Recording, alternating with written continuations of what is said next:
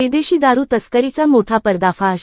जावदा येथील बंद जिनिंगवर पोलिसांची धाड, सुमारे 2 कोटींचा मद्यसाठा, 14 वाहने जप्त। नंदुरबार जिल्ह्यातील शहादा तालुक्यातील जावदा तर्फे बोरद गावाजवळील बंद पडलेल्या कपास मिल परिसरात विदेशी दारू तस्करीचा मोठा अड्डा उघडकीस आला आहे। मसावत पोलिसांनी गुप्त माहितीच्या आधारे टाकलेल्या धाडीत सुमारे 2 कोटी रुपयांचा विदेशी मद्यसाठा, व्हीआयपी कार, एक ट्रक, एक ट्रॉला यासह एकूण 14 वाहने जप्त केल्याची प्राथमिक माहिती समोर आली आहे। प्राथमिक माहितीनुसार बंद पडलेल्या जिनिंगचा वापर विदेशी मद्याचा मोठा साठा लपविण्यासाठी केला जात होता।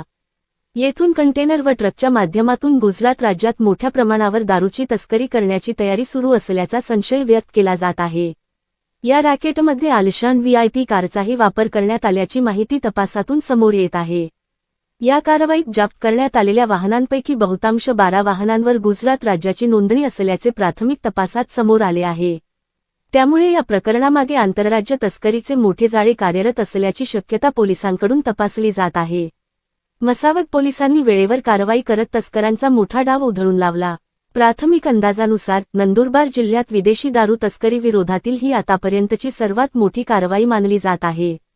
या प्रकरणातील मुख्य सूत्रधार कोण, विदेशी मद्याचा साठा नेमका कुठून आणला गेला, तस्करीचे नेटवर्क किती व्यापक आहे आणि या रॅकेटमध्ये आणखी कोणाचा सहभाग आहे, याचा सखोल तपास पोलिसांकडून सुरू आहे। अधिकृत पंचनामा, अचूक जप्तीचा आकडा आणि आरोपींबाबतची माहिती पोलिसांकडून लवकरच जाहीर होण्याची अपेक्षा आहे। SMTV मराठी न्यूज संजय मोहिते, मुख्य संपादक, शहादा।